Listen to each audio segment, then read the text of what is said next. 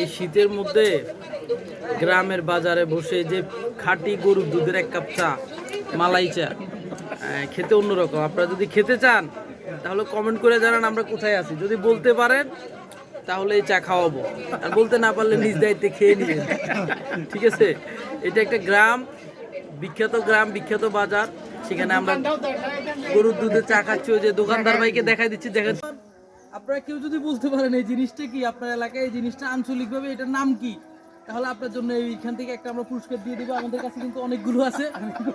আমাদের গ্রামের ভাষায় আমরা বলি এটার নাম হচ্ছে গই। আপনারা কি বলেন? আমার ভাইরা নিপু ভাই বললো শিক কাবাব,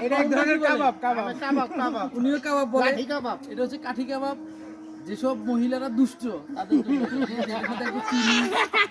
নুন মিশাই আপনার খাওয়াই দিবেন, দেখবেন মাথা সুস্থ হয়ে যাবে। ঠিক আছে, আর এটার নাম কি বলতে হবে? সামনে শুনতেছি যুদ্ধ লাগতে পারে, যুদ্ধে কিন্তু মিসাইল কাজে লাগবে।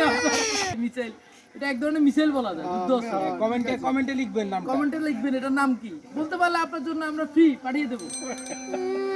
বন্ধুগণ, এটাকে বলে কর্মুতা গাছ। ছোটবেলা আমরা এই গাছ দিয়ে খেলতাম। কি খেলা খেলতাম দেখাচ্ছি আপনাদেরকে। বন্ধুগণ, এটাকে বলে কর্মুতা গাছ আমাদের এলাকার ভাষায়। এটার একটা ইতিহাস আছে। এটাকে আমরা ছোটবেলায় আমার দাদি যে মুরগি পালতো, মুরগিতে গুনগুনিয়া ধরতো, গুনগুনিয়া ধরলে আমরা কুরমুতা নিয়ে যেতাম। এটা ডায়লগ দিতে দিতে, কুরমুতা নিয়ে বারে বারে গুনগুনিয়া যায় সারে সারে। এটা হচ্ছে সেই কুরমুতা গাছ। দেখুন, এটা সম্ভবত একটা ওষুধি গাছও, বাট আমরা কুরমুতা গাছ হিসেবে চিনি। আপনি কি গাছ হিসেবে চিনেন আমাদেরকে কমেন্টে জানান।